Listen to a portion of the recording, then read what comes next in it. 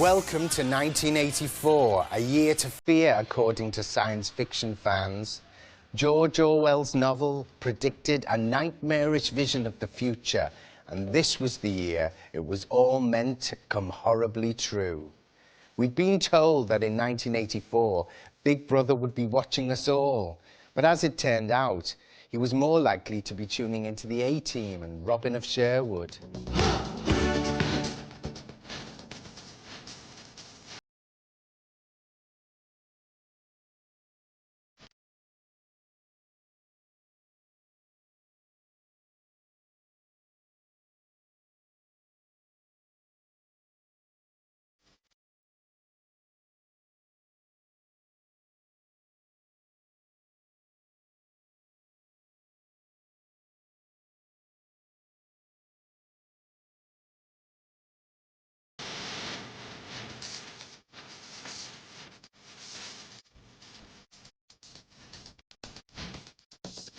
Now here's a piece of trivia you might appreciate. George Peppard was the original choice to be Blake Carrington in Dynasty.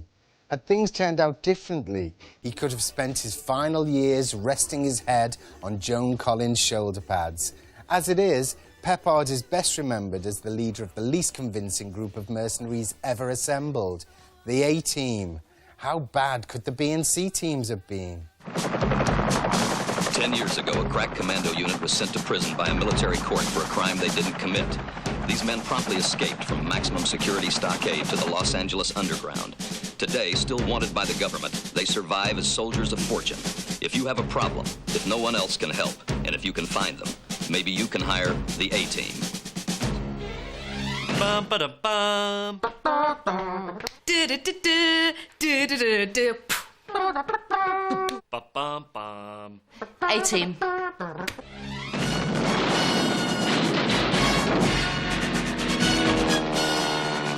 The A-Team was like one of the most interesting creations that I was ever involved with. Every character we tried to make dysfunctional. Howling Mad Murdoch that lives in a mental institution and you don't know whether he's really crazy or faking it. Well, they don't let crazy people vote. They take that right away from you when you commit it. And Faceman, the pathological liar who can't tell you the truth at gunpoint. Well, I... Hannibal, if he wasn't just on the verge of getting everybody killed, it was no fun for him. He said, your mother works street corners and you're so ugly, flies wouldn't land on you. I told you it wasn't very nice. He also said that you're a chicken-hearted lowlife who sleeps in pig slop. And your sister... Okay, I get the point. And then B.A. Baracus, an angry black guy who hated everybody without a prejudice. And that was our team. Well, kid, looks like you just hired the A-Team. What kind of platoon would they have been? There was 4 of them. And George Peppard was about 52, but the other 2 blokes were obviously about 26. And then there's Mr. T. You just think, no, oh, come on, they must have had more strict regulations than that. Even during the Vietnam War, it's not like anybody want to join the army. I miss riding over the North 40 Sunday mornings. I wanted somebody that was a rogue. I wanted somebody that when he smiled, he had the devil in his smile and in his eyes. And who better than George? Nice, though, isn't it? George Peppard. Breakfast at Tiffany's. He went from being Audrey Hepburn's lover to being Hannibal. Amazing. First thing George said to me in the trailer, first day in makeup. Hello, I'm George Peppard. I'm not a very nice man. George had a pretty bad rep, you know, as a guy that, you know, that could cause trouble once you had him in your show. Who the hell is that? Where'd that moron come from? Now, Cannell always hired difficult actors. He came to me one day and he said, these long working hours are sort of untenable, and it's going to be pretty hard for me to, you know, to stay much beyond 5 o'clock. One of the producers, John Ashley, word came to the set that he had had a heart attack. George comes walking back in his little running suit, all dressed in his duds and his little black bag. He said, news about John Ashley was just too much for me. I'm going home, pal. If it can happen to John, it can happen to me. I'm not working past 5 o'clock anymore. I got one more shot and I'm through. Now watch this. I think I got a real handle on my character here. So now, it was as if he had a contractual, you know, he acted as if it was in his contract. Cannell knew that this was going to happen. He knew about it. I mean, he knew that there was going to be suddenly this 5 o'clock thing. And then T said, well, George going at 5, I'm going at 5. But you ain't no actor. You don't find actors dressing up like lizards. It's a very narrow interpretation, B.A. Boris Karloff wouldn't like it. I used to love Mr. T and the A-Team. Believe it, cause every word is true. Shut up, fool! That's what Mr. T used to say. Shut up, fool! I ain't getting on no damn plane! I'm getting tired of this rap, Murdoch. You're tired of it. How do you think I feel? I have to listen to it all day. Mr. T did not trust Murdoch and wouldn't get in a plane with him at all. He was a bit like kind of the Dennis Bergkamp of his time. And they'd have to drug him to get on a plane. Turn right up there. And he never figured it. I think I'll get out for a minute. Well, this road leads directly to the airport, Hannibal. They'd come up to him every episode. They'd all crowd around and go, Mr. T, drink this. And he wouldn't go, why you all standing there waiting for me? He'd go, okay. Here's the luggage, kid. They're the A-Team. You know they're soldiers of fortune. They're the A-Team. Helping people in need. You can pretend that you're Hannibal, Murdoch, or Face, or maybe B.A. Baracus. You know each one is an ace. This is a hard thing to have to admit. We told the same story 100 times because the story, the breadth of the storytelling was so narrow on that show in order to make it work. That was... Same mission every week. Absolutely. Absolutely the same mission every week. And they always week. got out with a lawnmower and a long pipe and some sort of fertiliser. Things like a stapler, a couple of matchboxes, and a bicycle pump. And you just see them all doing things like, and they're suddenly wearing goggles and welding, and then suddenly like they'd pull back and they'd have an incredible like mortar built on wheels and a little tank to drive it around.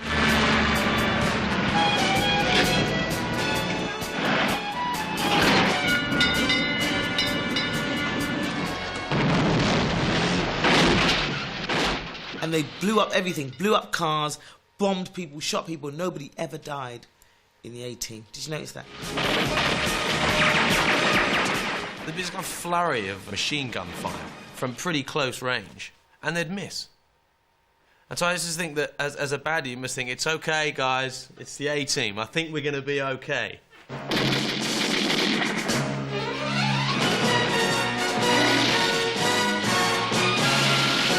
He had big hair, didn't he? Orange, was it? Kind of cut around like that. Well, the word was, like, amongst musicians, that he was very talented. And I could never understand a word of what his songs were about. Whoa. He used to wear gloves, didn't he? So bring on the dancing girls. Take off the cold night and the sad day. Bring on the dancing girls. You've got to remember that I was a muso.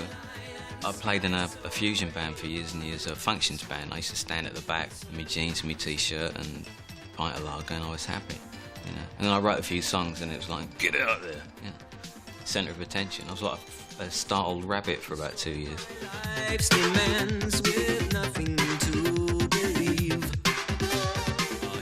Well, him and Howard Jones were just like the same bloke, though, weren't they, really? The sort of records were sort of interchangeable and all that sort of stuff. You either like one or the other. I was on Nick Kershaw's side because Howard Jones's music was so odd, and he had that. Remember, he had a bloke dancing with him at the beginning called Jed. Throw off your mental chains. He used to sing that, but and Jed obviously had well thrown off his mental chains.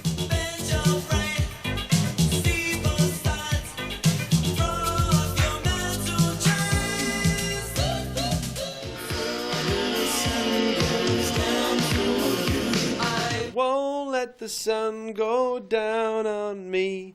I won't let the sun go down. Western Superman, Burnham-on-Sea, in big ballroom doing it. Me and my mum. I hated that song. Absolutely hated that record. I won't let the sun go down on me. I won't let the sun go down. Originally, when I wrote it, it was just a really kind of mellow folk song with a guitar and like protest song, you know. And it's my fault. I turned it into this cheesy pop anthem.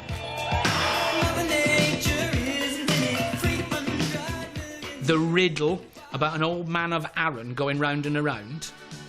What? There's a tree by a river and who gives a shit. Near a tree by a river, there's a hole in the ground where an old man of Arran goes around and around, obviously. And it's bollocks, isn't it? Wise men say near a tree by a river there's a hole in the ground where an old man of iron goes around and around, and his mind is a beacon. The thing is, what is the riddle? You know, what is the answer?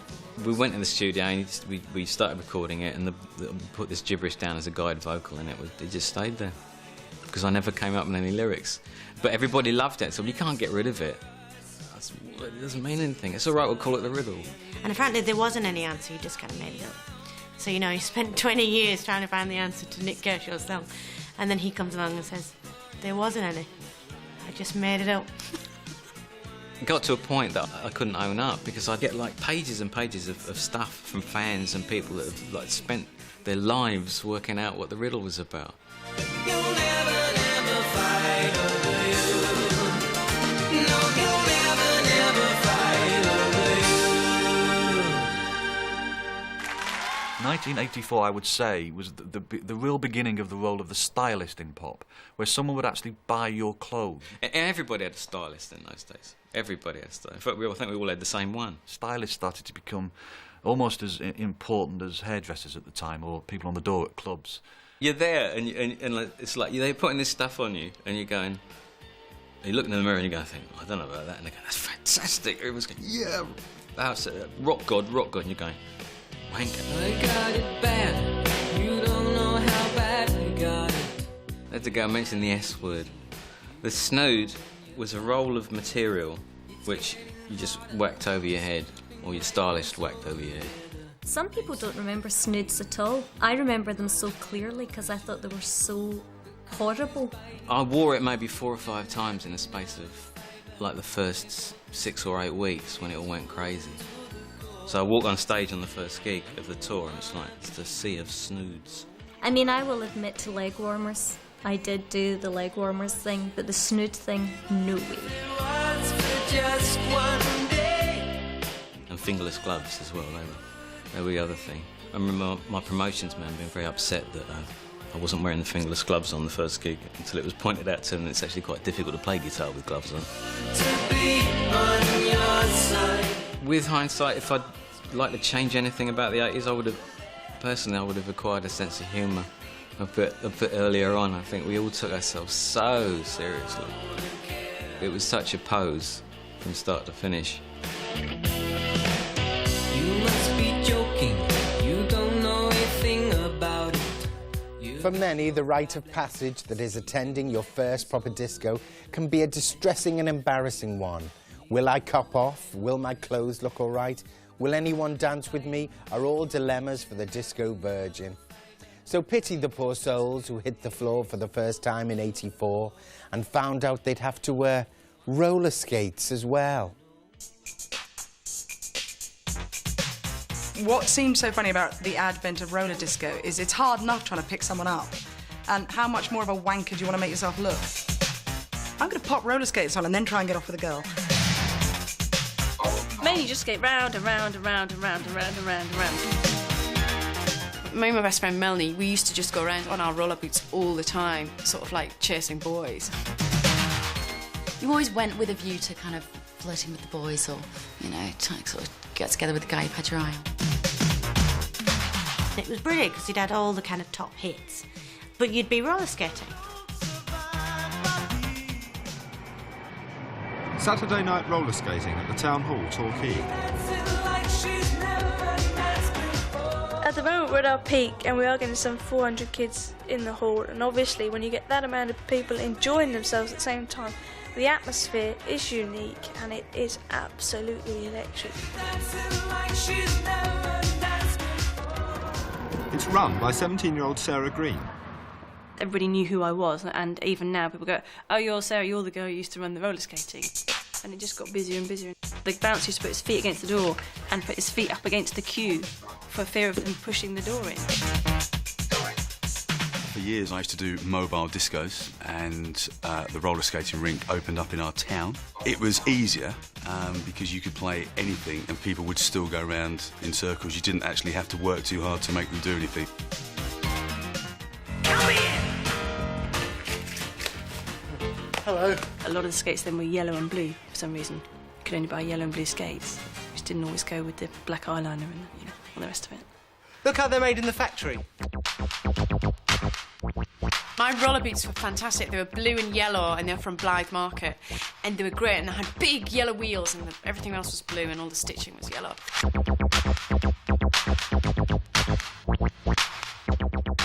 But it was fatally flawed as an arena for dating because the girls were actually quite good and you'd sort of find them going in the slipstream around the edges, been quite cool, and boys sipping Coke at the side because they weren't that good. And the only guys I knew who looked cool roller skating were gay ones. I never met a straight man who looked good roller skating. You'd be going, where? You'd be round, and you'd be, hi, and you'd be off, you know, and you'd hope that they were there when you got back round again. Or occasionally they'd propel themselves from the side of the ring just across as quick as they possibly could go.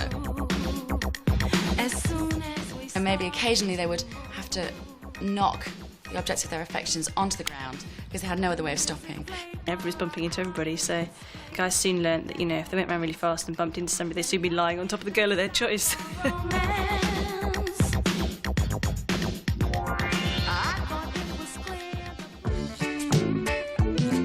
When it comes to icons of children's TV, they don't come much bigger than Tucker Jenkins. A nation mourned when he finally left Grange Hill and wondered, would we ever see him again? What is going on now? Nothing, sir. Honest. All right. What are you doing down there? I'm just checking for cracks, miss. Everywhere I went to talk about Grange Hill with kids, the first question they'd say is, well, why did Tucker have to go? Second question, where is he now? You know. They said, what do you think about following Tucker and his mates after school, signing on, chasing girls? And I said, yeah, sounds good to me, so I went for it.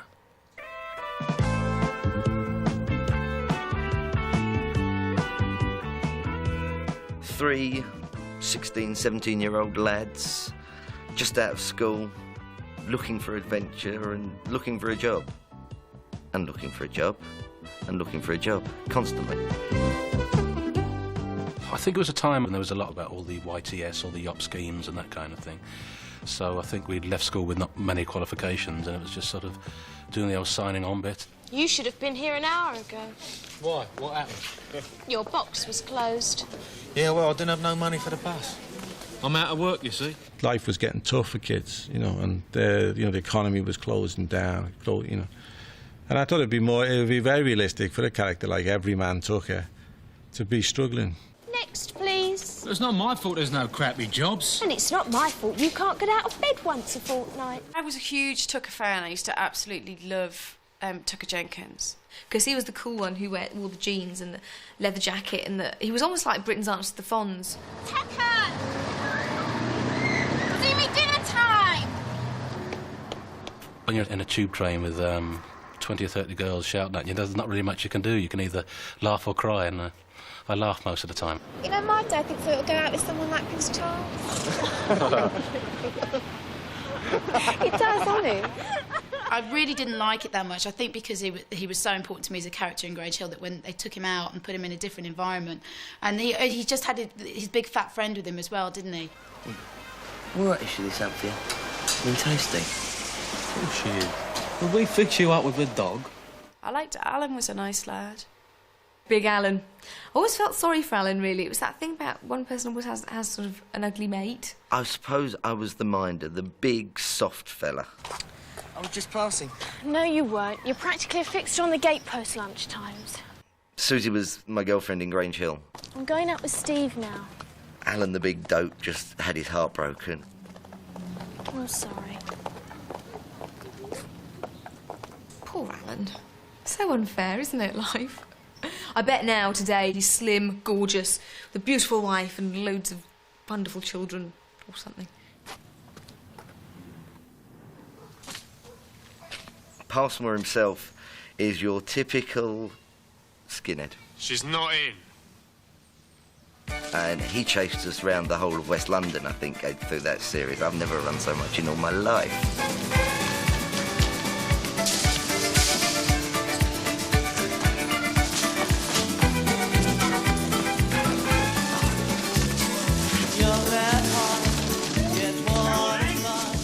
Peter McNamara, lovely guy, absolutely brilliant. He used to live just around the corner from me at the time, and we used to meet up, normally in Safeways of all places.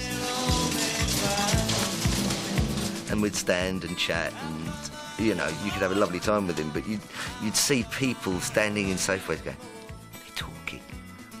What's going on? I don't believe it. What was all that about then? Dunno, muggers?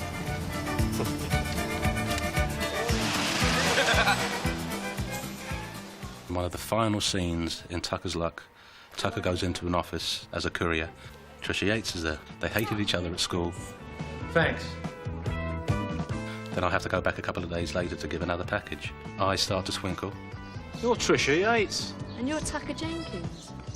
We're wondering, could it be possible? Yeah. What are you doing tomorrow night? Nothing special, why?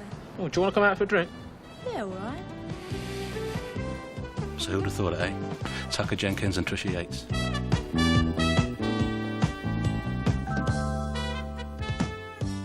These days, she's called the Queen of Pop, a musical maverick and simply madged by people trying to annoy her. We're talking Madonna here, of course, but back in 1984, few people believed that a woman who looked like she struggled to dress herself in the morning would go on to rule our lives. Oh, how wrong they were. She seemed like she was like you. She didn't seem too groomed. She seemed cheeky. She was attractive without being sophisticated. Gorgeous, you can dance, you can do everything. Sexy. She genuinely understood the power of image and exploited it to its fullest.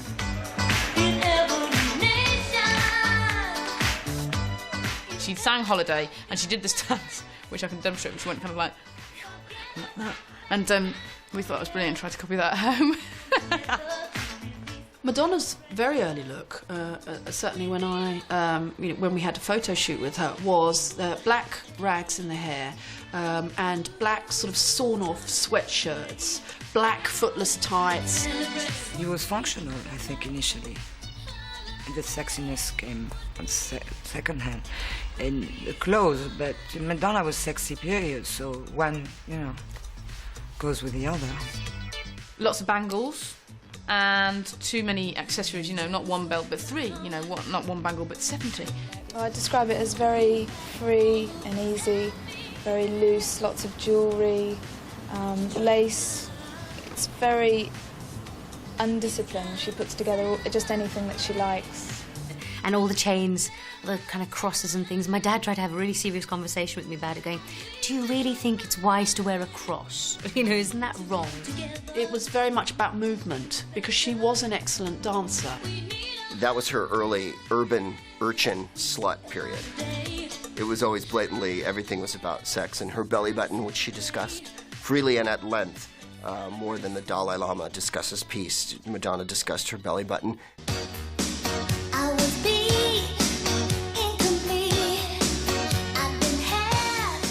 All of a sudden, here comes someone singing like a virgin, being touched for the very first time. And I think that the first time you sort of heard those lyrics, you couldn't believe it. It's like, wait, am I really, they're gonna put this out on the radio?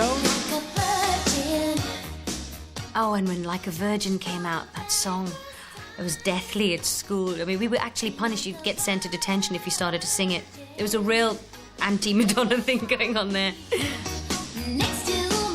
I remember that there was this talk of having a black outfit, black virgin, and I said, let's keep your purity. I mean, who's gonna believe it anyway? But Like a Virgin is pretty obvious. We go for a wedding dress, and because I wanted to mix also the rock thing, the gloves were lace, but then I cut them off. The video again was an object of great amusement for my friends and I. She's swanning through Venice and sort of riding on top of a gondola and wearing a bridal gown, which no one could understand how she had returned to virginhood when clearly she was a woman of some experience. Mandy Cutting is a college girl, lives in a bedsit in North London. Mum and Dad back home at Deal in Kent. For her, Madonna has opened the door to a new and more exhilarating way of life. I like it because it makes people notice me, and I'm not just another one of the crowd. It was a new craze. Everyone had moved on from like the punk era, the new romantic era, and it was just like Madonna crazy. Outside the disco, come midnight, more Madonna fans are still queuing to get in, while the look-alike contest is reaching its noisy climax. Right, guys, men, you want to take a walk? We went in there and they said, oh, go in for it. And I was going, no. They said, no, go for it. You win loads of prizes, you know, it'd be a laugh and everything. So I did. And I won. I don't see myself as a boy toy. I go out to enjoy myself, and I love teasing, but well, yeah, actually, I could say I was a boy toy. It's funny looking back. You always remember yourself. But when you actually get to see yourself, it's like, wow, did I really say that? Did I really do that? And I was thinking, yeah, I did. And at the time, that was me. And for her, like Madonna, virtue clearly has its own rewards. Good stuff. Having followed Madonna's career and eventually interviewing her, you realise actually she's completely exceptional, and there are very, very few people like her at all. But when she first started, she seemed like she was attainable, and she seemed like that you could, you know, with just a few more bangles, you would be like her.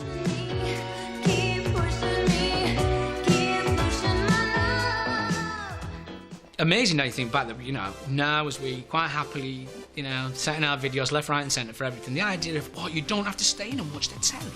I mean, you go out and watch Top of the Pops when you come in. It was like the future had finally arrived. Suddenly you were pestering your parents to get a video. No one wanted to go to the pictures anymore. Cinemas closing throughout the country. A one-time 1,500 million cinema goers a year, now down to a mere 80 million. But undoubtedly, the biggest threat lies here, the video film market. And we got a video, and I was just over the moon, because me and Warren had stand talking at one, and he had one, but he got beaten. Oh! Have we got a video? Yes, we've got a video! You sneered slightly at people who had a Betamax, who would always turn around and insist to you that, no, honestly, it's much better picture quality. Well, the Betamax owners found themselves kind of ostracised, ultimately. For some reason, and we didn't know anything about technology, but for some reason VHS was slightly cooler. Top loader, silver, nobody could nick it because you couldn't lift it up. And it'd just go. My dad had always put a cushion over the clock because it flashed when you went out, and if anyone walking past would see it flashing, they'd be in and rob it. But they couldn't lift it because it was enormous. It was like, ugh. You needed to be a weightlifter, to be honest, to operate some of these things. In big fat buttons, you give a wallop and they shot up. You could sit on them and spring into the air kind of thing. The ejector would be like, and our house used to shake when you just ejected from that. And in the middle of the night, you'd be trying to watch a video, you know what I mean? And you'd be like, rewind about. Forward. You're coming to bed, you're watching a film. I'm watching a film, hang on, I'll be up in a minute. Press play. Happy viewing. They wouldn't say that if they knew what video we've got. The video man would come round on a Friday evening to a mate's house with a huge box of videos, which myself and a couple of other of our friends would rifle through, trying to pull out the juiciest, most horrific films you could. First, we're going to have sex with the headless corpse of the Virgin astronaut. But the carpet get awfully sticky. It's a video nasty! I think I spent the whole 1980s watching video nasties. On Friday nights, we get about 5 of them. I exhausted the local video shop. I saw them all. My TV screen is seeking blood. A video nasty was, pretty much speaking, a horror movie, more likely than not of Italian origin, more likely than not low production values, but plenty of splatter in them and enough juicy bits to keep me and my mates happy for an hour and a half.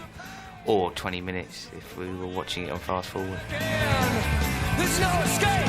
There's no way out. They weren't categorised in any particular way, they were just on the shelves. Nobody really knew what they were until they actually appeared in lists saying these films are video nasties. What about stuff like The Living Dead and Zombie Flesh Eaters and all that sort of stuff? Nah, they're stupid, they're not realistic, are they? My mum don't really let me, but I watch them when she's not in. Which do you prefer? Me, I prefer horror films. Why's that? Because they're more scarier. Yeah. More threatening and more blood. The most 80s video nasty that I saw was Aerobicide, Working Out Can Be Murder, which was set in a gym. It was the most 80s thing you could possibly imagine. And they all died in gym-related ways. One of them got burnt to death on a sunbed. Another one, the weights fell on his head. And this killer just went round the gym knocking them all off. That was a brilliant film. But they were never very good copies, because they were always got from, like, Big Roy at the British Legion. And he'd put it in, and he'd be like, you know, looking through a blizzard. Well, what's happening now? Well, they don't call this a new era in televisual entertainment. No. I call it very, very dull. And a lot of these films were terribly, terribly boring. My sister always used to have a Sunday afternoon, she'd watch horror films, and all her friends would come round and they'd watch things like The Burning and Driller Killer and Happy Birthday to Me and I Spit on Your Grave, and then we'd go, dinner's ready! Like, front room, like, door shut, watching all these video nasties.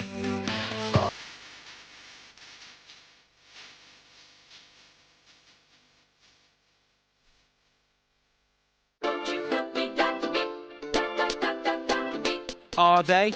Aren't they? Torvill and Dean left us in suspense. Their red-hot routines became the talk of the tabloids. Everybody, I don't care how cynical you were, in 1984, enjoyed watching Torvill and Dean having sex on television. Everybody remembers that performance. That was a great moment in sporting history, Torvill and Dean. Everybody sort of went on about, you know, you can feel the electricity, and the Bolero became this sort of big passionate number. Rubbish.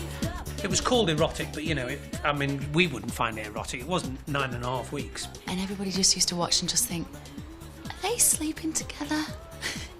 Do you think? It was a lot of pressure. British medal hopes, of course, rest with ice dancers Torvill and Dean. A 17-hour train journey from Munich brought Jane and Chris to Sarajevo, and an 8:30 a.m. welcome from the world's press.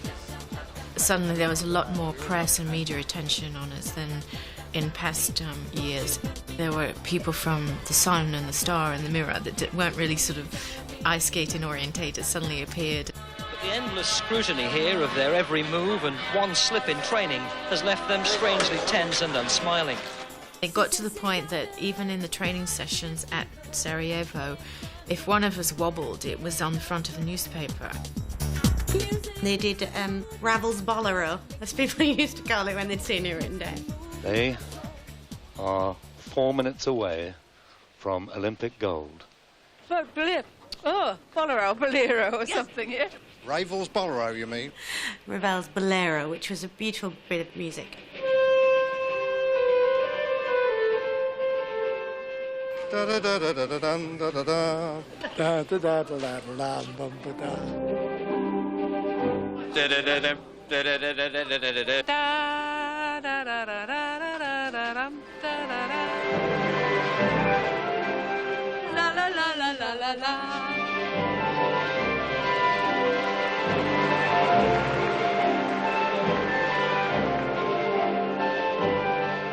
I just remember a lot of purple and white and a look of sort of agony and pain and pleasure in their faces. Bit of dragging around on the ice, bit of Ravel's Bolero, previously seen in 10 with Dudley Moore and Bo Derek. We knew what was going through their mind. It would have been enough to make the ice melt. We felt it must have gone well because, you know, we obviously were carried away by it ourselves. And then suddenly there was all these flowers on the ice, and we thought, oh, we've done it then. It's finished. Roars around the building, and the judges now just waiting for a moment to give the marks. Well, when the scores came up for the first mark, which is a technical mark, it's very, very rare that anyone gets a 6 because they say that nobody's ever perfect. Let's see the second one. It's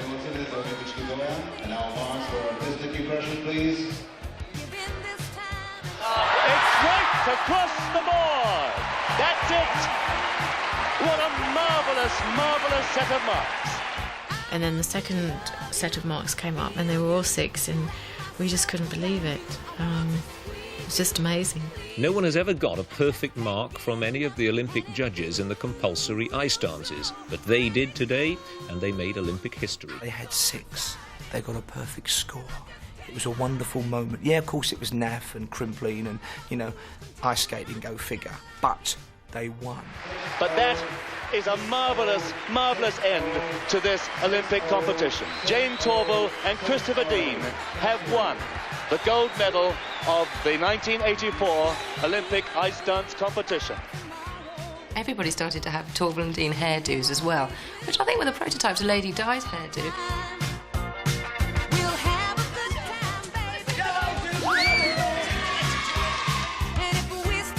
Ladies and gentlemen, Sports Personality of the Year, Jane Torvill, Christopher Dean.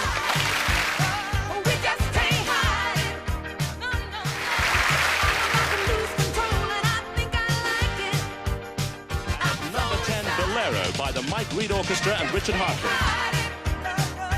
Well, I think it's one of those things you don't really admit that you'd actually watch Torvill and Dean. It's like, I suppose, watching Come Dancing or something and thinking that you'd actually enjoyed the Latin section. But actually, I used to really love it. They did it for Britain, little old England. We won something at last. Shame we can't win the bleeding football.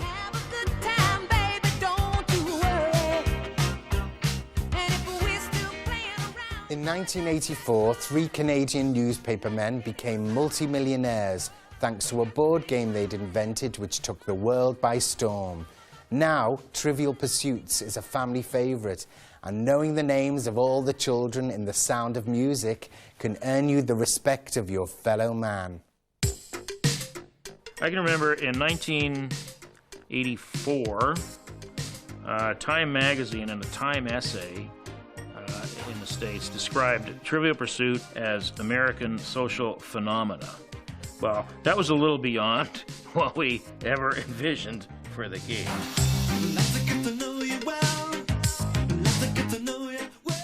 Trivial Pursuit was aspirational in all ways. It was aspirational to be able to finish a game within the space of a day.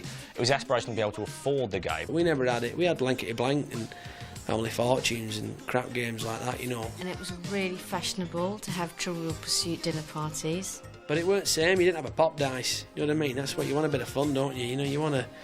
It's all intellectual questions in that. It made 3 men, 3 Canadian ex-journalists, incredibly wealthy. I was working as a sports writer for the Canadian Press Wire Service out of Montreal, and Chris Haney was a photographer, and at the time he and his wife were out shopping one day. He came back with a Scrabble game. And he said, you wouldn't believe what I paid for it, which in 1979 was something like $11 or $12, which he thought was outrageous. He said, why don't we invent a game? What could it be about? And I said, Trivia? Trivia. I sat down, grabbed a notepad or pencil, and he said, why don't you draw a circle? I said, I am. Huh? Now, from that point, once the circle's there, okay. What does a circle mean? Well, there must be a middle. Okay, if there's a middle, oh, there must be spokes connecting the middle to the outside. And that's really how it happened. We would tell people, listen, we have this game idea, we're forming a company. If you've got $1,000 to invest it with us, and we think this thing will work. They are our special shareholders today. They are among the people who gave us the $40,000 that we needed to keep the process alive at the time, and the rest of them thought we were nuts, and they regret it. And then, of course, you got your gold-plated playing pieces here. Gold-plated what? These guys became very, very rich. I think they're living in the Caribbean, and they design golf courses now. A bit like Monopoly. If you played Monopoly by the real rules, you could probably start a game in 1960 and still be there now. Same with Trivial Pursuit, really. Mostly end with my mother, who's really bad at playing games, shouting at my father and saying that she was going to divorce him. Answer the question, comrade, if you please. What was Julius Marx more commonly known as? Carl? No, Groucho. Because I went to college, I used to go home and try and hammer my parents, who never went to university, into the ground. Well, here's one for your arms expert. What's the dude on Popeye's arm? Sitting around going, yeah, and here's a tough one. No. Oh, gentlemen, enough, please. The Star Wars question. It was a know-alls game, wasn't it? It was for big heads and braggarts and you know, and posers. Who was Luke Skywalker's father? If you said Dickens, And then they'd say, no, I want the first name. And if you couldn't remember, and obviously you would remember Charles Dickens, but if you couldn't remember it, and then they wouldn't give it to you if it was a piece of pie. And they'd always say, no, it's a piece of pie. I've got to have the exact answer on the question. I used to hate that. If you told us in 1984, when we sold 19 million plus games, almost 20 million games in the United States alone, that we would be selling games 20 years later, we would have really questioned that. It is embedded in our psyche, and it'll always be there, like Monopoly. I'm absolutely positive it'll be there in 100 years' time. Trivial Pursuit. 6,000 questions of no vital importance whatsoever.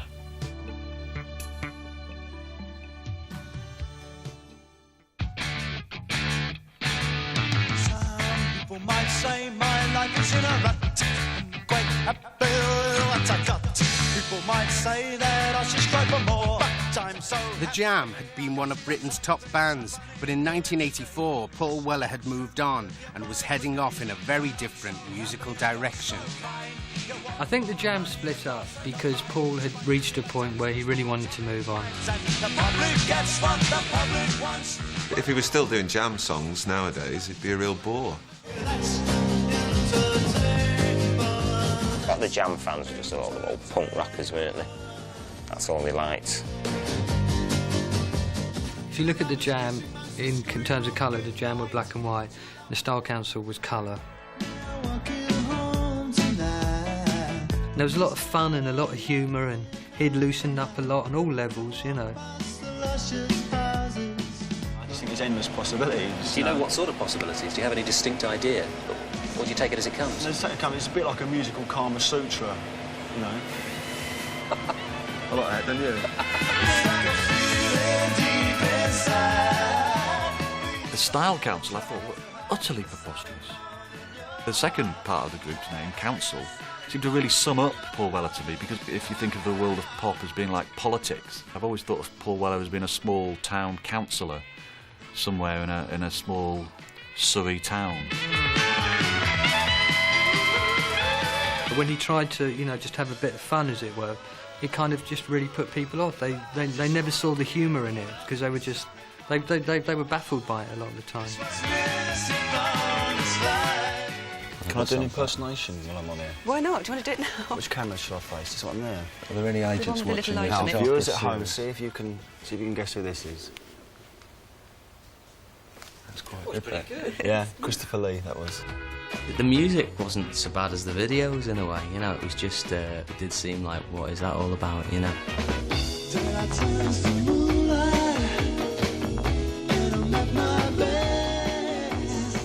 And I remember the Style Council wanted to be kind of like Italian cyclists, didn't they? The thing is about the My Ever Changing video is that they were dressed in cycle tops, but that was a mod thing. You know, mods used to wear cycling tops, so it did have a definite kind of little mod influence in it.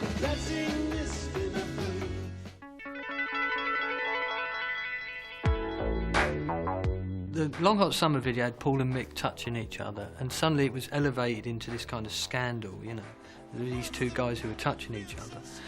And that video was basically sent out like that, and the reaction to it was just proving their point. You know, so what if two guys go on a river and punt down Oxford and touch? So what? What's the problem? I remember actually Polydor were really worried about it. So Paul had another video made up of gay porn, and he inserted it in the middle and he sent it to the head of the company. So we've recut the video, this is the new one.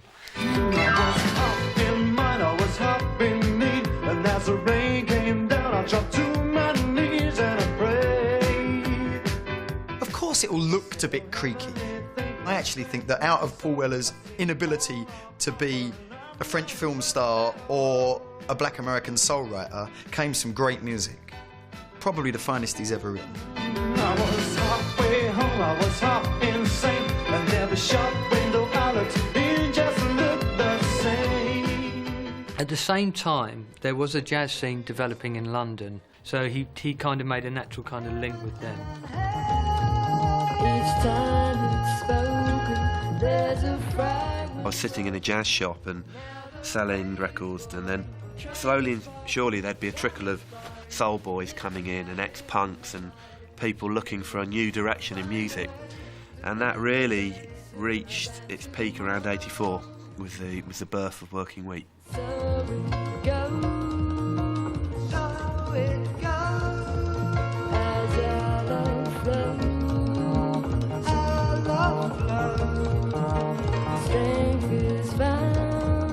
The whole kind of pop jazz thing that I guess you can put Sade into and Style Council into and Working Week into and this whole little coterie of band, as much as anything, came from my record collection, and I don't mean that vainly, really. It was one of the great early 80s moments, that, when the cover of The Face had Robert Elms saying, you know, "Hey, have you heard this new music called jazz? You know, it's fantastic. You should hear Miles Davis. I bet you've never heard of him." You'd go out on a Friday night to the Wag Club, which was another of the jazz nights, and you'd see Paul Weller, Sade, all the members of Working Week. These people were all in there. They were all in one room, and they're all kind of taking notes in the back. The Wag was a great club, and it was a great club. It was a great club to hang out. It must seem really curious, actually, to be 19 and to be listening to music like this. The traditional idea is you listen to pop music.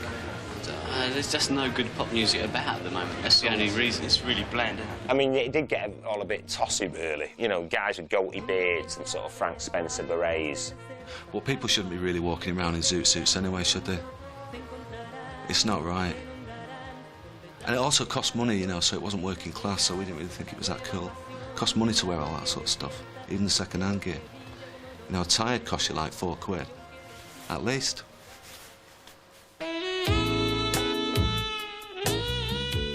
So Robert Elms had single-handedly discovered jazz, and obviously, you know, there was Sade, and he dragged me down to the Wag Club because Sade was unsigned, and I was working at ZTT record label at the time, thinking, oh, I'll go and have a look. Sade was my girlfriend. Her name's Helen Fola Sade Adu. She's half Nigerian, girl from Clacton. Your love is king. And Robert Elms was jumping around me like an excited rabbit. Look at this. Your love is king. I mean, I'd been sitting there on the floor of our squat when all those songs were written. And, I mean, it was literally a squat. And, you know, out a loo on a balcony that used to freeze over. And I picked out everything I hated about it. The bass player with his guitar up towards his chin. The sort of, you know, the ponderous quality of the whole thing. This was a group of people with no musical training, no money, no anything else. It's almost like some kind of bad 1960s Cliff Richard film. They said, right, let's go and do the show. And they did it.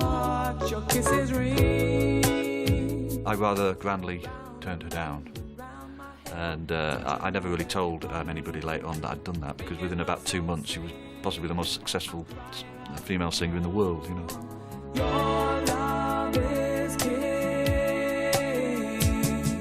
No matter where you went in the world, you heard those songs. Every clothes shop, every party, anywhere. And I just used to, you know, you'd get in the back of a cab and it would be playing. It was an extraordinary time.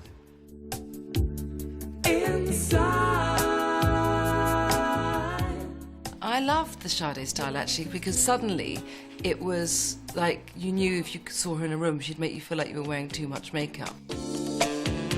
How would you describe your image then? I suppose it's fairly stark, but that's the only expression I can give to it. You look at her and she always went for that classical look, and she always looked great, so she has no embarrassing photos of herself from the 80s. Eyes, rather haughty. Nice black hair, jet black hair, and like she used to have it kind of like slick back, you know, or like a bolero, you know, like Spanish style. I don't like the sort of cliched idea of sophistication, you know, the Black Magic chocolate box version of it. I think people can be sophisticated in lots of different ways, and I think the idea of what sophistication is to me is somebody who feels right in what they wear. So it was the jeans, the white shirt, that we thought was simple then, but actually if you see pictures of it, it's quite a flouncy white shirt.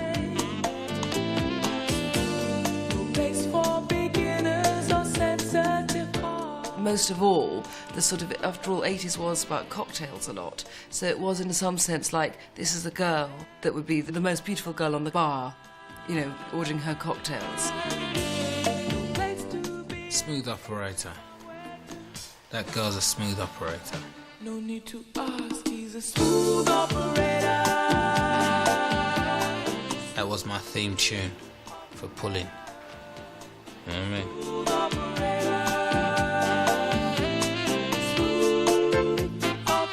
I used to see the lady, right, from one end of the bar. Wouldn't know what I was going to say. Smooth Operator just used to click on. And when it clicked on, that used to enable the flow to go. And even when I was talking to them, Smooth Operator was playing in my mind. It was rather romantic, really. When Diamond Life, the first album, came out, everyone said this is yuppie soul, as if somehow she had been this kind of supermodel who'd lived a life of luxury and made this record. Well, I think I bought Diamond Life, you know, and I think it was...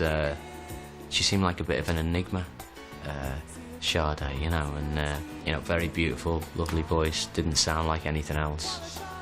Great tunes on that first LP, you know. And what an awful lot of the 80s was about people who had no money, but had a huge desire. Sade was the absolute pinnacle of that.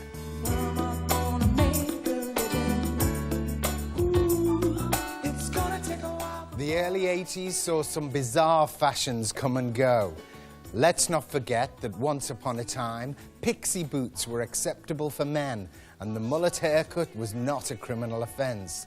It's no surprise then that one of the biggest pin-ups of '84 was Michael Praed, who, as Robin of Sherwood, managed to add a medieval twist to contemporary fashions. Oh,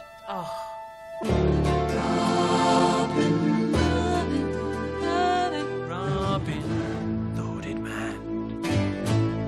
Robin of Sherwood.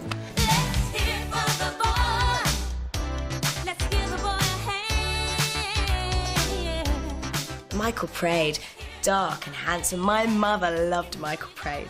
Michael's an extraordinary looking human being. I mean, he's one of the few men I've actually been with where he walks into a room and women just go... It was like 5 o'clock ITV, you get a comfy wee cup of tea, and he'd be there with his hair on the riding on the back of a horse. And Michael became a huge hit with the teenage girls. And he had this rather fey quality, you know, which I also wanted from the Robin Hood, because he was in touch with the spirits and all that. He was a perfect 80s hero, Michael Praed. Long hair, pale lip gloss. Beautiful hair, very, very straight, centre parting, down here, then very long at the back. His hair, now that was interesting, wasn't it? Luxurious crop. There was a sort of nut-crushingly tight leathers. Centre parting, and it was obviously very overwashed and conditioned because it had no life. I imagine Robin of Sherwood must have had a huge gay following. I'm not a serf. I'm a free man. I say you're a serf, you're a serf! Yeah, whatever happened to Michael Praed? He sold his soul to Dynasty, didn't he? And I think he was sort of Prince Molotov of Cocktail or something silly like that. And he told me later that, you know, you got no direction at all. You had your tie straightened and your hair combed, but you had no direction. He said, I didn't know what I was doing, really. And he said, I felt a bit like a tailor's dummy in Dynasty, and he sort of hated it, quite frankly. Well, after Michael left the show, we were faced with the problem of replacing him because the show was still very hot. Then it got took over by Sean Connery's son, Jason.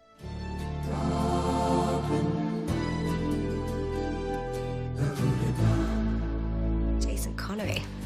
Oh, Tiger. Blonde. Looks a bit like David McCallum, a young David McCallum, but again very attractive. We're going to save them. And my father. Home will guide us. He came down before we finished the end of the series with Michael. He came down and he just hung out with us. And we pulled all kinds of jokes on him and we ribbed him mercilessly. And he took it and he became part of the group. In America, there's a Robin of Sherwood fan club as there is in the UK, but there's kind of these divisions, whether you're a Michael fan or a Jason fan, or, you know, did the show change? And it did change a little bit when Jason came along. I mean, all shows evolve, all shows change. Action! I They started very early in the year, and it was absolutely freezing, getting up at sort of 4 in the morning to start shooting and standing around on, you know, in the woods in freezing conditions. In one of the scenes, we had to walk up a river, and we were stood in this river, and there was literally, we were stood in the ice. There was ice literally flowing past our feet. If you lived in a forest, you'd be covered in shit all the time, wouldn't you? It must be really dirty living in a forest. Shit all stink. But he looked lovely all the time, didn't he? He looked like he had Silvercrin rinse and his Lincoln green. Look at the arrow, my liege! They weren't living in the time. That was... No, I never watched it. Did you guess? Got it! Oh! Got it. Somebody whacked the camera, sorry. Men looking after each other, looking out for the poor, you know, steal from the rich, give to the poor. It was just... I loved it for that reason, I suppose. I think it just shows the strength of the original legend, actually, that it's deep in everybody's psyche, the idea of being a rebel and sort of running around in the woods and keeping away from parking meters. Robin Hood probably wasn't a real person. Robin of Locksley. Locksley doesn't exist. Which means that he might as well be a long-haired camp actor in leggings as anything else.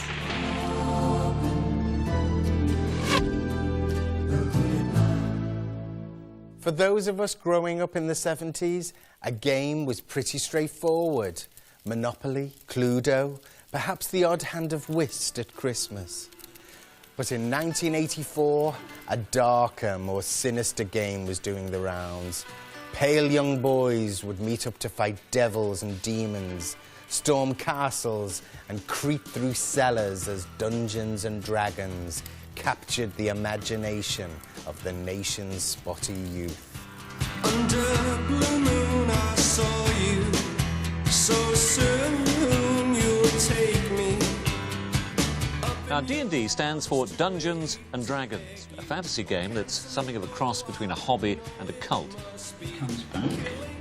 I'm afraid, Jess, I'm going to attack you.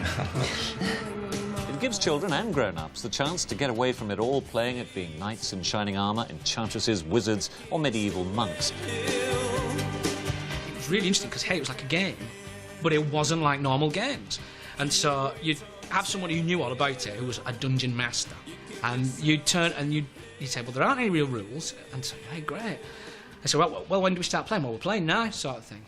Well, was community chest and chance? Oh, no, hey, you're so 70s. That's not what Dungeons and Dragons is about at all. Here it was, more of a designer game kit. You took on characters, elves, wizards, heroes, barbarians, thieves, by rolling dice to determine your characteristics. One of the players would also become the dungeon master, would create a labyrinth of rooms and passageways and populate those with monsters and treasure. And by role-playing, by conversation, interacting with the games master, you would go on these amazing adventures in the comfort of your own living room. 19. He's hit it. That one slumps to the ground. And it's still your initiative, so are there any... Yeah, my cleric will come forward with his holy symbol in his hand and command them, in the name of all that's good and just, to return and repent their evil ways. Okay, roll 2 6-sided dice. 12. Yes, they all fall back. And it was all about saying, no, you're going to be Vengor, god of the Stoat people. And you're going to be the king of the trolls. You would become very fond of that character and you'd really care about them. You wouldn't want them to die. It was an extension of you. 10 for the worst. 9, just made it. It's 30. Oh, yes, well done. It was an intellectual game. It was a head game, basically. Beneath the tablet's guileful form, revealed by true sight, is hid the pool envisaging. It sounds very funny now, but people become absolutely obsessed and would play for like 48 hours in a row as they got deeper and deeper into adventure. A typical Dungeons and Dragons player would be the kind of kid that didn't really get out much, didn't really do a lot of sports, tended to avoid going on games days and would sneak off to behind the back of the canteen and play Dungeons and Dragons with his mates. It was a big deal until I suppose poor people got girlfriends. And for those too young or too busy to take part in a Dungeons and Dragons marathon, a series of game books were launched in 1984. They proved popular with school kids, keen to beat up a few monsters before bedtime. The Secret of Firetop Mountain is yours, together with the second book in the best-selling fighting fantasy series by the phenomenally successful Steve Jackson and Ian Livingstone. When Steve and I wrote the Fighting Fantasy game books, we had no idea, and Penguin certainly had no idea, just how big they would become. There were those books that were like, hey, keen on Dungeons and Dragons but got no friends, then get this book and you can do it yourself. You find yourself in a fiendish tunnel. Suddenly you hear a noise behind you. I think you had to go like, you are in a tunnel. There is a door at the end of the tunnel. What do you want to do? And there was never the option, nothing. There was, so like, go through or retreat. And then turn to page 162, you are dead.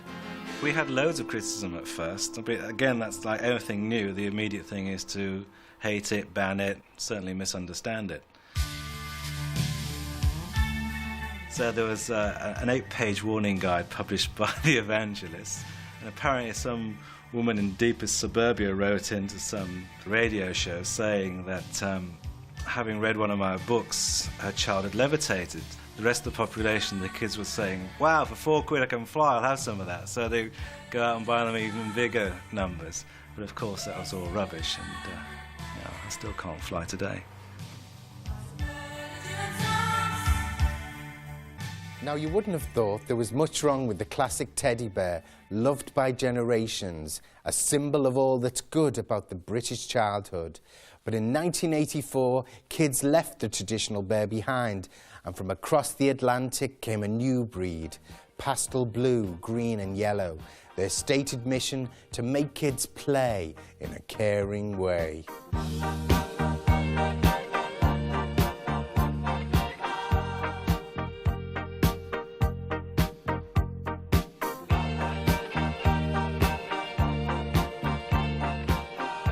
The Care Bears lived in a place called Care-a-Lot.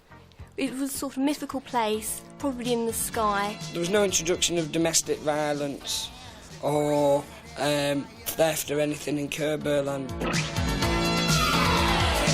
They were different colours, though, which marked them apart from each other initially. But then they had these icons, these patches on their stomach, and the children were really into those because those were the things responsible for giving them their names. Wish Bear was turquoise with a shooting star on its stomach. For wishful thinking, Grumpy Bear was dark blue with a rain cloud to show that even though you can be miserable, it's better to be happy. Love-a-Lot Bear was pink with a range of hearts on his stomach to show that it's better to share love. Remember, sharing is a sure way to keep cool. They drove around in cloud cars. Moving fast and bright as a firefly. Which, after Knight Rider. If you're thinking as a girl looking for a role model, we had a talking car that was indestructible. What did girls have? A cloud car.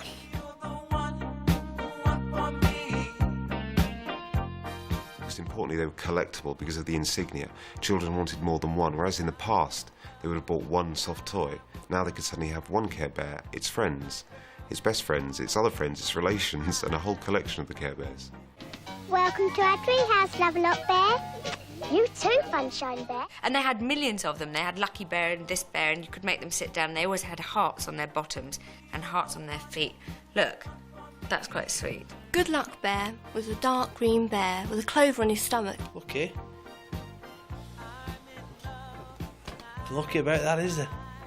Nothing lucky about that. Unlike a lot of other toys around that time, you could buy all sorts of Care Bears merchandise, from clothes to duvets and sporting goods and mugs and pens and stationery. The list was almost endless. You got a shamrock on, were you Irish? Making lots of money out of merchandise now. Breaking it in hand over fist. No one knows in about 10 years. Me and My Little Pony be on our ass. There was no worse than meeting someone and going, right, I've met a career woman I'm in a relationship here that could go places, and then you go back with them and you can't get on the bed for Care Bears. Yeah, I really like Care Bears. Look, he's quite... Can I have this? Why? He's cute. You know, they've got a big suit there for you to put on, you know, and it's like, could you put that on? I don't think we should rush it and go to bed. Could you just hug me and love me and be my friend and build a cloud car? Care Bears countdown and send a wish out through the air. And send a wish out through the air. Just do that Care Bears countdown. Just when you need them, they'll be there. In 1984, daffodils were on the top of many student shopping lists. The reason? The rise to fame of a sensitive flower called Morrissey and his band of Smiths. I used to know Stephen Morrissey because in the punk days, you know, 77, 78 in Manchester, there was quite a vibrant little circuit, and Morrissey was a strange little character on the edge of it all. Stephen was the bespectacled nerd at the back of the gig. He was not unlike Roy out of Coronation Street. He seemed a little bit retarded. You were a bit worried about him. He then rang me up, probably in about 1980, to say could I go and see him. So I went out to see him at his mum's house, and I went into sat in his bedroom, lined with James Dean's pictures, and he announced to me that he was going to decide, I'm going to be a pop star. And I remember sitting there thinking, like hell you are, Stephen. So I heard the name The Smiths, and that Stephen Morrissey was in it. And it just sounded like too quirky and too eccentric to really matter. And then I heard this charming man, and I could not believe it. Funny, fantastic lyrics, Morrissey. I'd like to drop my trousers to the world. I am a man of means, of slender means. Each household appliance is like a new science in my town. I feel that I write with humour, and I never get recognition for this. But when people say Morrissey is so miserable, to me it's just a lazy journalism. It's just a very surface opinion. I couldn't stand the Smiths, no, not at all. I was a rock fan, and I was into hedonism and escapism. I loved rock and hip-hop, and the Smiths gave all of us lots something to kick against, really, you know, because they were such moaning minis, the lot of them, really. Yeah, the miserable Smiths fans and the miserable Smiths, well, they weren't miserable when we were playing. The gigs were like football matches, and that happened very quickly. You know, even in the small gigs, it was just chaos. You'd see sort of concerts years ago where people would just be going to any lengths to climb onto that stage and like throw their arms around them. I was in Derby, working there, and the old Grey Whistle Test were filming the Smiths live in concert at the Assembly Rooms in Derby. These coaches from Manchester come down. There were about 400 people in the audience, and it was absolutely wild. I mean, you'd never seen anything like it, all throwing like daffodil stems. It got a bit treacherous in the end, the flowers thing, because the stage was so goddamn slippy. You know, I'd be wearing moccasins, and you'd be thinking, oh, you know, you're getting down with your bad self, and the next thing, whoa, a tulip, bang.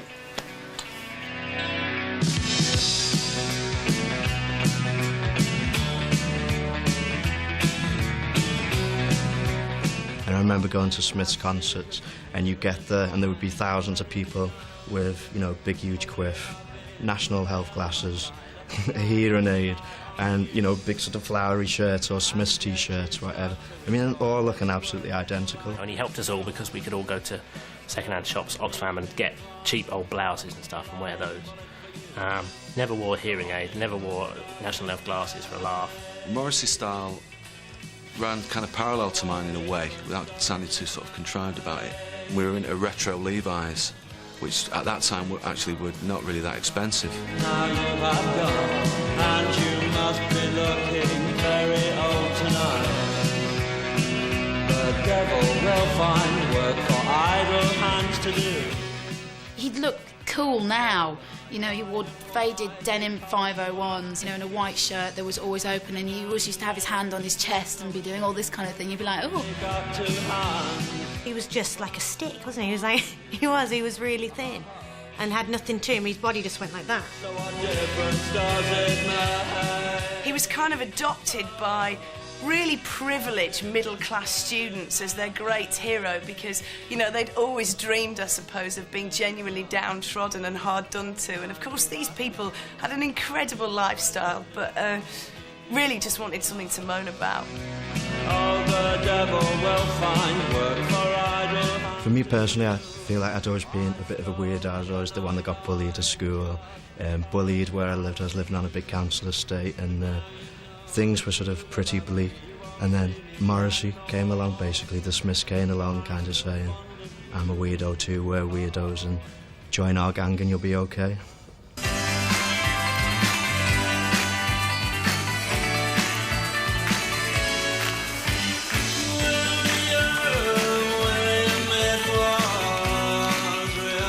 I just ended up choosing William It Was Really Nothing and writing a play based around the song.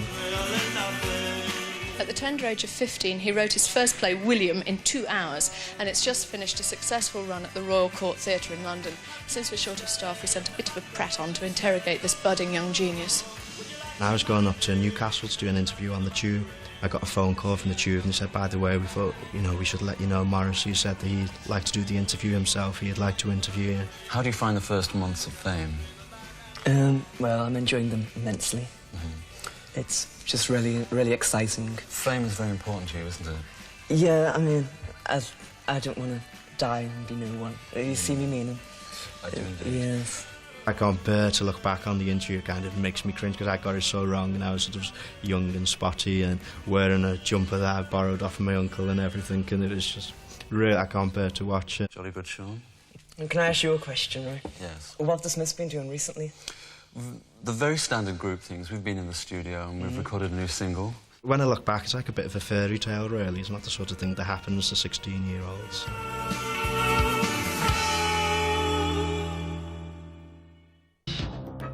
In 1984, a toy emerged which would mesmerise a generation of school kids. Transformers had their own cartoon series, comic and film. The robots in disguise were everywhere.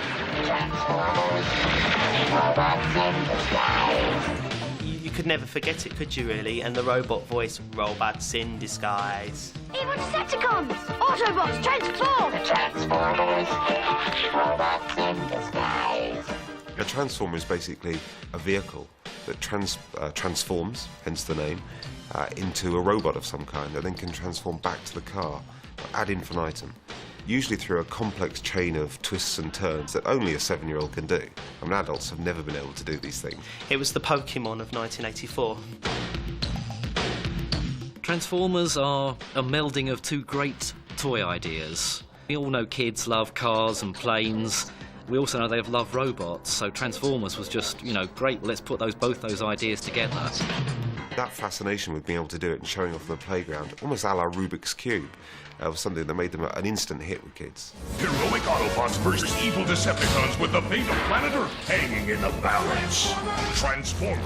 The main story of Transformers was really a civil war on a faraway planet populated by robots, which, by accident, spreads to our world. Optimus Prime, do you read me? The Decepticons are blitzing Autobot City. And their sort of battle between the good guys, who are the Autobots, and the Decepticons, who are the evil, nasty pieces of work, continues. And they're forced to disguise themselves as Earth-based vehicles to try and blend in. The best-known Transformers were Optimus Prime and Megatron, because they were the leader of the different sides. Optimus was the Autobot leader. The leader and battle headquarters of the heroic Autobots is Optimus Prime. Optimus Prime turned from a robot into a truck, or a truck into a robot. Optimus Prime, transform! Transformers, robots in disguise. I wanted Optimus Prime. He was ginormous and cost a lot, so I couldn't have him.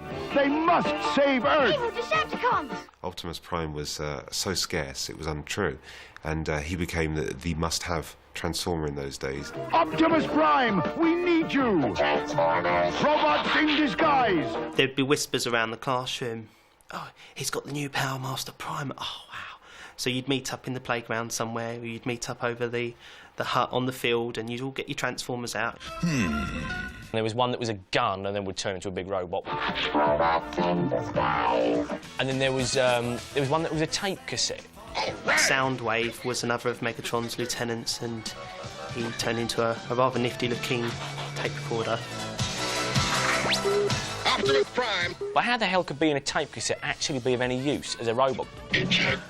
The rest of them, you know, they turn into motorbikes, cars, vroom, vroom. This one turned into a cassette and just lie around hoping that someone's a fan of Chris de Burgh. A little travelling music, Dinsmore. It's always easy to say that, well, anybody who's sort of followed something that was a toy 16 years ago through to, you know, adulthood, you know, there's a temptation to tag it sad. I'd rather not sad, just like I say, dedicated. You do get some people that take it a little bit too seriously. I run conventions. I'm extremely interested in Transformers, but I do know when it stops. A bit of a sad thing for boys to do, really, be obsessed by that. I wasn't obsessed.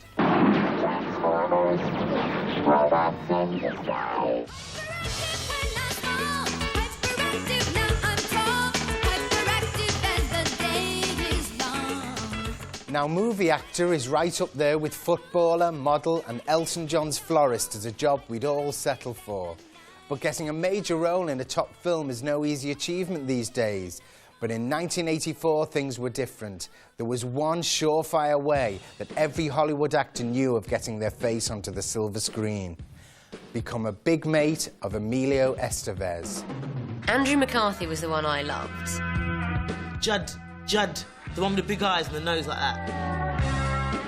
Molly Ringwald. Rob Lowe.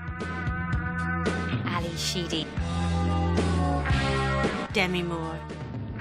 They were the Brat Pack. They were really cool. They were the big thing in the 80s, and I wanted to be one of them.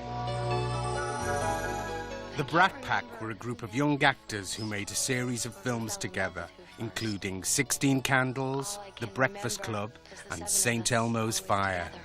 I mean, St. Elmo's Fire was a hit, big hit movie, and it was terrible.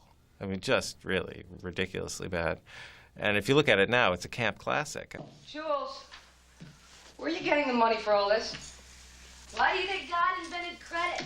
I mean, it's not a real social study of young guys in America, I don't think. I don't think it was intended for that. It's a bit of fun. Yeah. Yeah. Go have a laugh.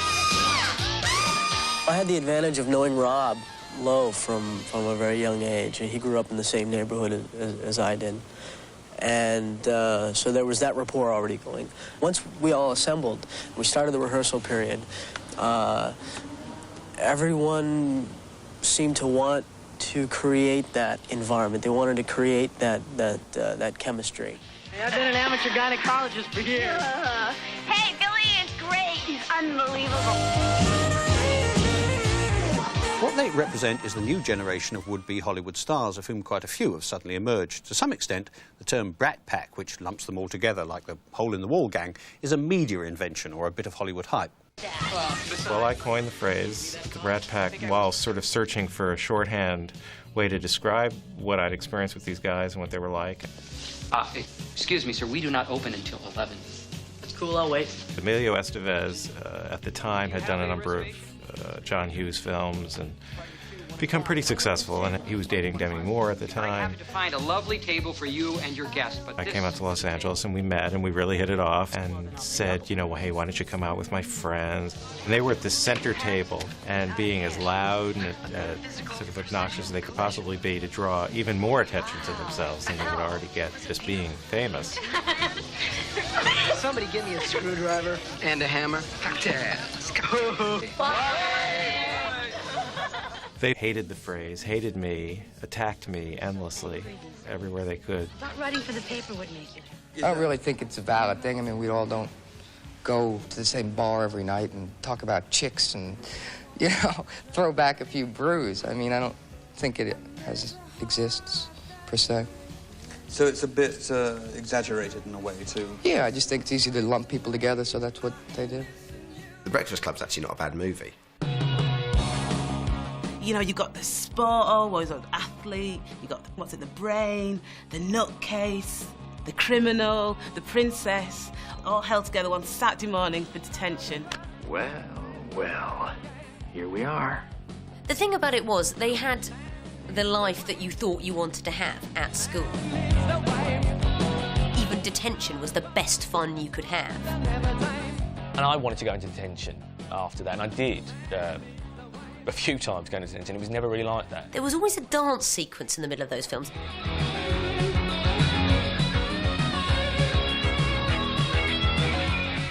And they're just dancing, you know, it's like this, that stupid 80s dance that they used to do. And it's just ridiculous, but I remember watching that and then copying the dancing when we used to go to, you know, the school discos.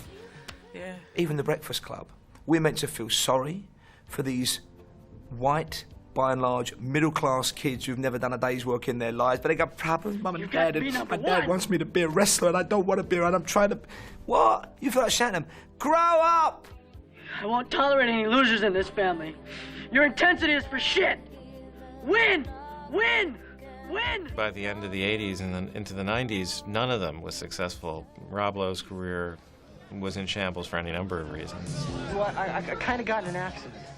I'd defy anyone to know what happened to Judd Nelson. I don't think Judd Nelson's parents know where Judd Nelson is now. Are you through? No. Judd Nelson ended up on a TV sitcom. Emilio Estevez directed movies, and they were terrible. Andrew McCarthy and a lot of those other actors, nothing much came of their careers. I see. When you were around in '84, the Brat Pack movies were actually watchable, funny, well-crafted. You thought, yeah, that's good. You look at them now, you think, did I really watch that old toots? Moving up, Turbo. Let's get trashed anyway. For a change.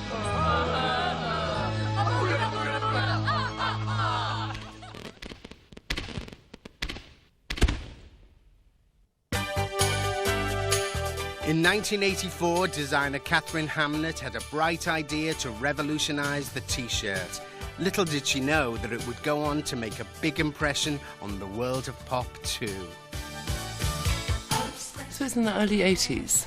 It was kind of funny time because Thatcher was in and you felt there was sort of democracy was a thing of the past and we were really powerless, and there was the deployment of Pershing and crews all over Europe. She was actually one of the most politicised designers that we had on the circuit. In fact, she was probably the only one. The idea of doing these T-shirts, I looked at a newspaper stand from like 100 yards at which typeface can you actually read the best, and it was The Sun. And so I took that and did a series of slogans about things that I thought that were aching issues that weren't being addressed. I was invited to the kind of fashion industry party which Margaret Thatcher was hosting at Downing Street.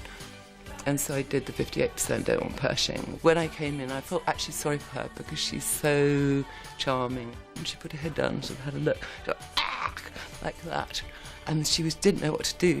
Well, we don't have any Pershing here, dear. They're crews here. People then realised that the T-shirt was a really powerful way of saying something.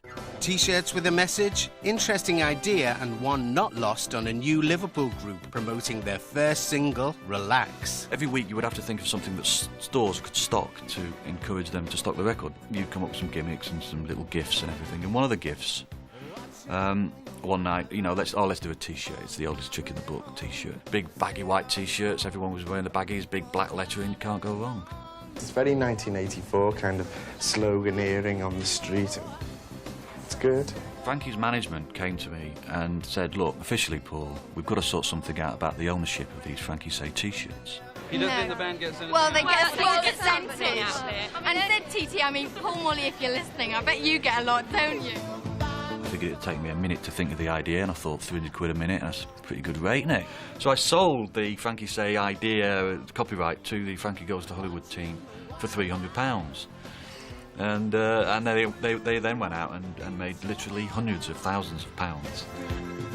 A lot of people of my acquaintance had ones you could get off like the market, which obviously weren't right, and probably were like the Crankies say I'm the unemployed with, you know, an F drawn in overall. Not that I'm sure the Crankies did have much in the way of merchandising. I just thought they got an amazing spirit and a wonderful energy.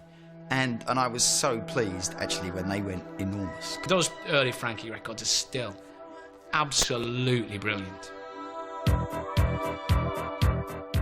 First time I heard relax, I was shocked. 12 years old. Relax, don't do it when you want to soccer to it. Not sure where this is going. Relax, don't do it when you want to come. Relax, don't do it when you want to go to it. Relax, don't do it when you want to come. Relax. Radio 1 at that time was incredibly powerful in making records hits in the charts, which was one of the reasons why we felt that we didn't want to contribite to this particular record. I mean, it is a description of a sexual act. Relax, don't do it. Where Till is you the want to sexual come. act? Well, come on, explain further. I don't think I need I don't think we better go to those burgers. I think kids are quite conservative as well. When I was 12, I was like, I don't think they should be saying that. Mike Reid, I believe, had played it the previous week on his midweek chart, went to play it on the week that it eventually got banned, and said, saw the sleeve and saw the lyrics on the sleeve and said he felt this was disgusting or words to that effect and that he wasn't going to play it. I said something fairly innocuous like, you know, oh, I'm not playing this or whatever it was. And then Paul Morley, ever want to capitalise on a situation, thought, aha. I was in the office ringing the tabloids, and Island Records, our distributors, were livid with me, saying, no, because now we've got absolutely no airplay, we're in real trouble. And I said, you've got to be absolutely joking, this is it now, we're off and running now, we have something. The crux of the matter was, I wasn't in a position to ban it. The BBC were. I couldn't ban a record, I didn't have the power to ban a record. It was good that Radio 1 had banned it, it gave you something to talk about. But I mean, I worked for the BBC and I was always playing it. Imagine the BBC in Derby, can you imagine the outrage there? If anybody had listened to my show, they'd have known, wouldn't they? I didn't like it, too rude.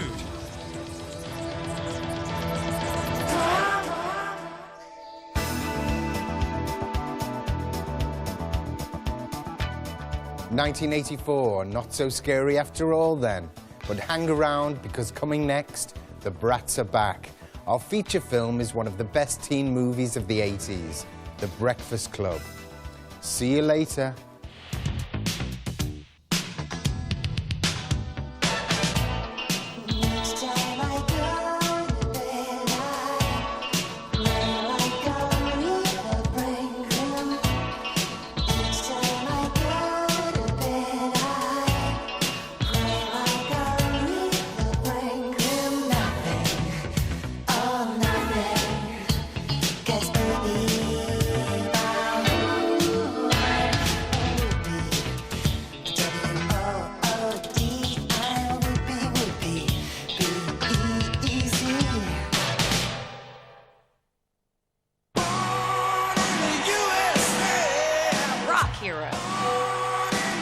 I've heard that's the way to go. That was a man of perfection.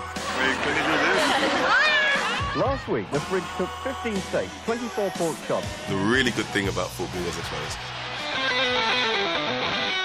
Prince.